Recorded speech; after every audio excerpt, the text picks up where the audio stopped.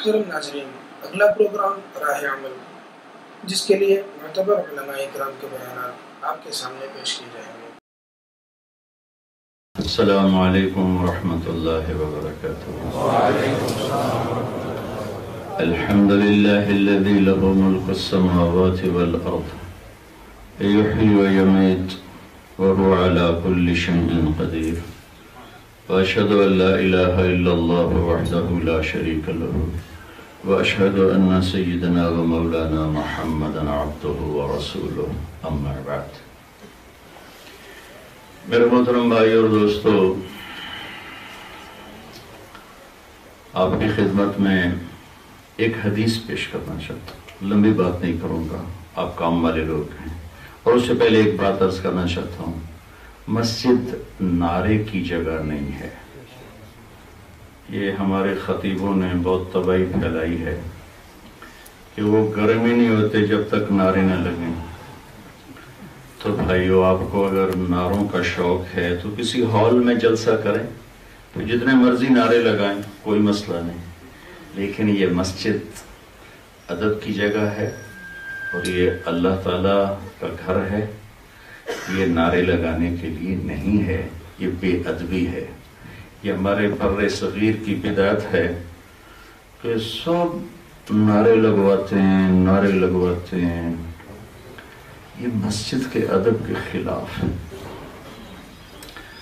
بلکہ یہاں تک فقہاء نے لکھا ہے کہ جتنے نمازی ہوں اس کے مطابق سپیکر کی آواز رکھی جائے، اس سے زیادہ نہ رکھی جائے، کہ اس سے اگر زیادہ آواز ہوگی تو بھی مسجد کے ادب کے خلاف۔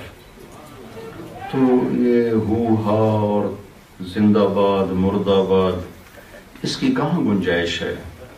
ہاں، کسی حال میں آپ جلسہ کر رہے ہیں، اس میں بے شک آپ جتنے مرضی نعرے لگائیں، جتنا مرضی شوق پورا کریں، کوئی منع نہیں، لیکن مسجد کو نعروں کی جگہ مت بنائیں۔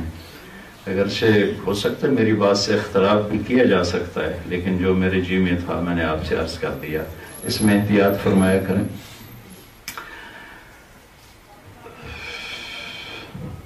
اللہ کے نبی صلی اللہ تعالی علیہ وسلم کی ساری زندگی خوبصورت ہے۔ لَقَدْ كَانَ لَكُمْ فِي رَسُولِ اللَّهِ أُسْوَةٌ حَسَنَةٌ۔ تمہارے لیے میرے نبی کی زندگی ایک خوبصورت نمونہ ہے، خوبصورت۔ اللہ کامل بھی فرما سکتے تھے کہ کامل نمونہ ہے، چونکہ آپ کمال پر ہی تشریف لائے، ہر چیز کو مکمل کیا، نبوت کمال پر پہنچی، شریعت کمال پر پہنچی، کتابیں کمال پر پہنچی، دین کمال پر پہنچا، ہر چیز کو آپ نے کمال تک پہنچا۔ خدا اپنی ذات میں بھی کامل، اکمل، اطہر، اجمل، احسن، انور۔ لیکن اللہ تعالیٰ نے ایک لفظ کامل سے ہٹ کر لفظ حسنہ استعمال کیا کہ میرے نبی کی زندگی تمہارے لیے بہت خوبصورت نمونہ ہے۔ کیا کیا اس کی حکمتیں ہیں؟ ہر لفظ قرآن میں جیسے آیا ہے ویسے ہی وہاں ہونا چاہیے، اس کے علاوہ کوئی اور آ ہی نہیں سکتا۔ ایک سادہ سی حکمت کہ خوبصورتی کی طرف انسان کا دل کھنچتا ہے۔ خوبصورت منظر ہو، عمارت ہو، کپڑا ہو، گاڑی ہو، شکل ہو، صورت ہو، بول ہو، شعر ہو، تقریر ہو، تحریر ہو، تصنیف ہو، خوبصورتی کی طرف دل اپنے آپ جاتا ہے، اور خوبصورتی کے لیے دلیل نہیں چاہیے، بلکہ اپنے آپ کو اپنا وجود تسلیم کرواتے۔ آپ کے یہاں تو چاند بہت کم آپ کو دیکھنے میں کو ملتا ہوگا۔ چودھویں کا چاند ایک ایسا حسن ہے جس کے لیے کسی دلیل کی ضرورت نہیں۔ جو کہے یار یہ خوبصورت ہے کہ نہیں ہے، تو اس کو تھوڑا سرما لگاؤ گے، اپنی آنکھیں دا علاج کرا، نظر بھی ٹیسٹ کرا، کہ چاند کے لیے دلیل مانگتا ہے، ٹھیک ہے۔ تو میرے نبی کی اس خوبصورت زندگی میں سے صرف ایک حدیث آپ کو سناتا۔ اس کے بارے میں آپ نے ایک عجیب لفظ استعمال فرمایا کہ ذالک من سنت، یہ میری عظیم الشان سنت۔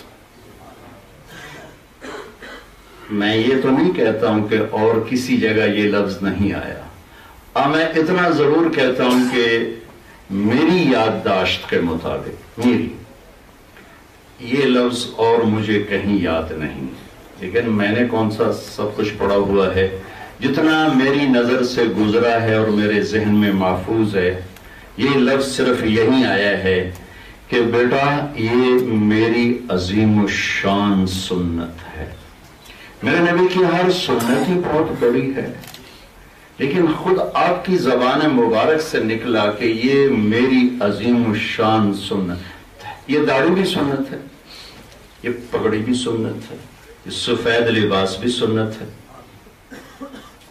سیدھے ہاتھ سے کھانا بھی سنت ہے، نکاح بھی سنت ہے، لیکن عظیم الشان سنت، میری عظیم الشان سنت، یہ میری یادداشت میں کسی ایک جگہ پر ہے کہ میرے بیٹے انس یہ میری ایک عظیم الشان سنت ہے۔ ومن احب سنتی، جو میری اس سنت سے پیار کرے گا فقد احبنی، وہ ہے مجھ سے پیار کرنے والا۔ محبت کا دعوت اللہ کے فضل سے ہر مسلمان کے دل میں اللہ اس کے رسول کی محبت ہے، چاہے تھوڑی ہے، زیادہ ہے، بہت زیادہ ہے، کوئی دل اس سے انشاءاللہ خالی نہیں ہے۔ لیکن جس کو آپ نے معیار قرار دیا کہ جو میری اس سنت سے محبت کرے گا وہ ہے مجھ سے محبت کرنے والا۔ ومن احب سنتی کان معی فی الجنہ، جو میری اس سنت سے پیار کرے گا وہ جنت میں میرا ساتھی ہو جائے گا۔ تو اب آپ اس کا فائدہ دیکھیں کہ کیا کچھ ملنے والا ہے، کہ صرف جنت نہیں مل رہی، جنت میں اللہ کے نبی کا ساتھ مل رہا، جو جنت سے بھی قیمتی چیز، جنت سے بھی اعلیٰ چیز کیا ہے وہ؟ یا بنیہ، آپ نے حضرت انس سے فرمایا یا بنیہ ان استطعت ان تصبح وتمسی وليس في قلبك غش لأحد فافعل، ثم قال وذلك من سنتي ومن أحب سنتي فقد أحبني ومن أحبني كان معي في الجنة۔ میرے بیٹے انس، ایک کام کرنا ہے اور یہ کام زندگی بھر کرنا ہے۔ تصبح و تمسی، یہ کام زندگی بھر کا ہے، 5 وقت کی نماز کی طرح نہیں، سال کے 30 روزوں کی طرح نہیں، زندگی میں ایک دفعہ حج کی طرح نہیں، اشراق اوابین کے نوافل کی طرح نہیں، قرآن کی تلاوت اور تسبیح کی طرح نہیں۔ یہ کام زندگی بھر کا ہے، ہر لمحے کا ہے، ہر وقت کا ہے، دن ہو، رات ہو، صبح ہو، شام ہو، خزاں ہو، بہار ہو، گرمی ہو، سردی ہو، جوانی ہو، بڑھاپا ہو، زندگی کے ہر دور میں، ہر لمحے میں، ہر پل میں میرے بیٹے ایک کام کرتے رہنا، اس دل میں کسی کی نفرت نہ پالنا، یہ میری عظیم الشان سنت ہے۔ آپ اس میں غور فرمائیں، لِأَحَدٍ، کسی مسلمان سے نفرت نہ کرنا یہ نہیں فرمایا، لِأَحَدٍ، 7 ارب دنیا میں انسان ہیں، 7 ارب۔ میرے نبی فرما رہے ہیں دنیا میں کسی انسان سے بغض نہ رکھنا، کھوٹ نہ رکھنا، نفرت نہ کرنا۔ اور ہمارے ہندوستان پاکستان میں نفرت کو ایسے پالتے ہیں جیسے ماں بچے کو پالتی، اور ہمارے یہاں انتقام اور بدلہ اور بغض یہ ایسے پلتا ہے جیسے مالی پودے کو پالتا ہے۔ اور میرے نبی اعلان فرما رہے ہیں کہ مجھ سے محبت کرنے والا وہ ہے جس کے یہاں کسی سے نفرت نہ ہو، کسی سے، ہندو، سکھ، عیسائی، دہریہ، مشرک، مومن، کافر، مسلمان جواری شرابی شراب بیچتا ہے، جوئے کا اڈا چلا، جو بھی کرتا ہے وہ اس کا اور اللہ کا معاملہ ہے، حساب اللہ نے لینا ہے، طارق جمیل نے نہیں لینا۔ لہذا تو کیا کر میرے بیٹے انس، تو سب سے دل کو صاف رکھ، صاف رکھ، صاف رکھ، جو کہ ایک دفعہ صاف کرنے سے صاف نہیں ہوگا۔ تصبح و تمسیہ، کپڑا ابھی پہنا شام تک میلا ہو گیا، دوبارہ پانی سے دھو، پھر میلا ہو گیا پھر دھو، برتن استعمال کیا میلا ہو گیا، پانی میں ڈال کے صاف کرو پھر استعمال کرو۔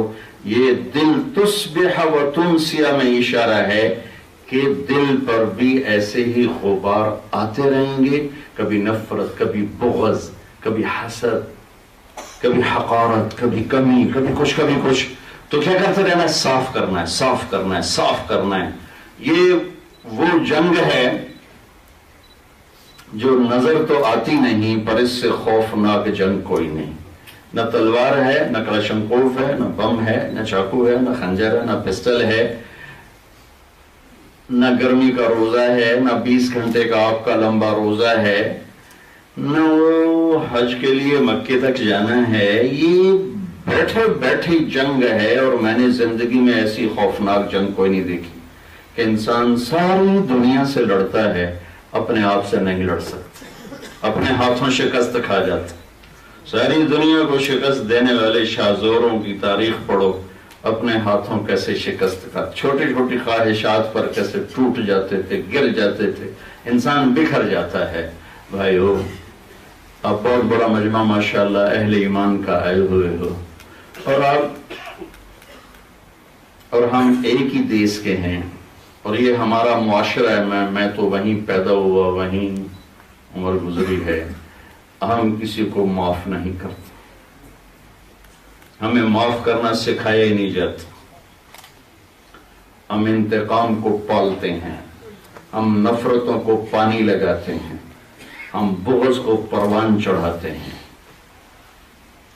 اور اس کا کوئی فائدہ نہیں، نہ دنیا میں نہ آخرت میں۔ آپ کا دین بھی برباد، آپ کی دنیا بھی برباد۔ اس کو دھونا سیکھ لیں،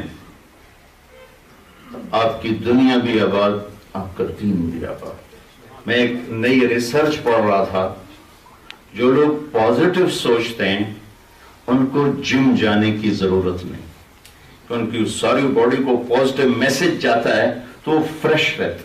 جو نیگیٹو سوچتے ہیں ان کو جم جانے کا فائدہ کوئی نہیں، جڑے مرضی چار ہیں بنڈل ڈنڈل، انہیں ایم ہی رہنا ہے، کیونکہ اندر ہی نفرت پالی ہوئی ہے، اندر بغض پالا ہوا ہے۔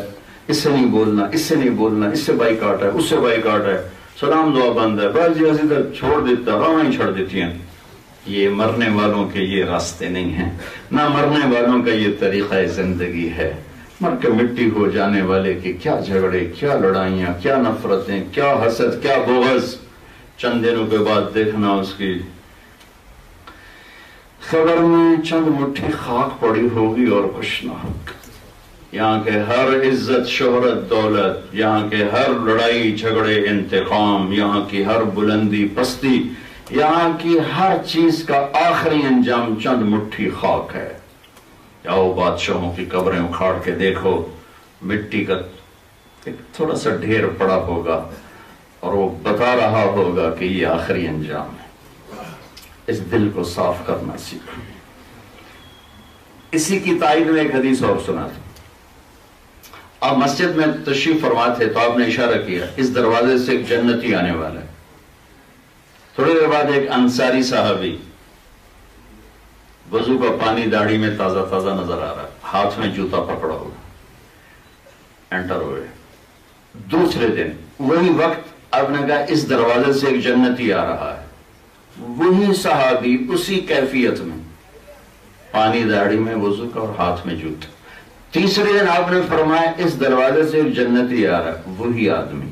3 دن ایک آدمی آیا۔ اس مجمع میں ایک صحابی ہیں، ان کا نام ہے عبداللہ بن عمر رضی اللہ تعالیٰ عنہ۔ یہ میری جتنا کو میں نے صحابہ کو پڑھا ہے، سب سے زیادہ عبادت والے نوجوان تھے، سارا سال روزہ اور ساری رات نفل اور 24 گھنٹے میں ایک ختم قرآن. ہمارا تو آج کا نوجوان چوتھے دن پاگل ہو جیسے، لیکن وہ طاقت اتنی تھی، ساری رات جاگتے تھے، نفل پڑھتے تھے، سارا سال روزے رکھتے تھے اور 24 گھنٹے میں ایک ختم قرآن. ان کو یہ خیال آیا یہ مجھ سے زیادہ عبادت کرتا ہے،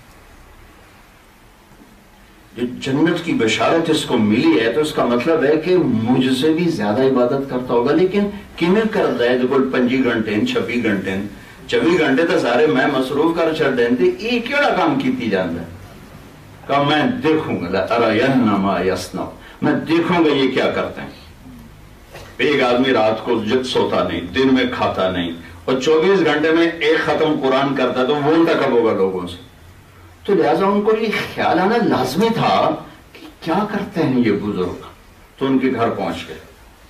السلام علیکم چاچا جان، آپ کے پاس کچھ دن گزار سکتا ہوں؟ کہا ہاں ہاں بھتیجے بسم اللہ آؤ. رات کو عشاء پڑھتے ہی چادر اوپر لی اور تھوڑا سا سوراخ کر کے یوں لیٹ گئے اور دیکھنا شروع کیا کہ اب یہ کیا کریں گے. وہ ذرا سیانی عمر کے تھے، 50 پلس تھے، 60 کے قریب تھے. وہ تشریف لائے، سرانے پہ سر رکھا، سونے کی دعا پڑی، اللہم بسمک اموت و احیا، اور جو سوئے. اب یہ دیکھ رہے ہیں کہ انہوں نے اٹھے، انہیں نہ سجدے سر رکھنا ہے تو چاونا ہی نہیں، تو رونا ہے تو چپ کرنا ہی نہیں. وہ جو سوئے فجر کی اذان پہ اٹھے جا کے. یہ تو بالکل ہی آؤٹ ہو گئے، ایک ہی بڑی. یہ سوتیاں جنت کی تھلب گئی. اس زمانے میں تو منافق تہجد نہیں چھوڑتے تھے، منافق. تو یہ تو جنت کی بشارت لے رہا ہے تو ساری رات سوتیاں ٹپا چھڑی انہوں بڑی کی. اور اللہ کے نبی تو غلط فرما نہیں سکتے، تو عرش کی تحریر پڑھ کے بولتے. انہوں نے کہا چلو ایک رات اور دیکھوں. اگلی رات آ گئی، پھر چادر جلدی سے اوپر لی اور یوں سوراخ تھوڑا سا کر کے اور ایک آنکھ سے دیکھنا شروع کیا کہ آج رات ضرور ایسی گزاریں گے، کوئی ایسی عبادت کریں گے جو میں نہیں کرتا. ممکن ہے ساری رات سجدے میں گزار دو، ممکن ہے ساری رات رکوع میں گزار دو. وہ تشریف لائے، اللہم بسمک اموت و احیا، ہو گئے.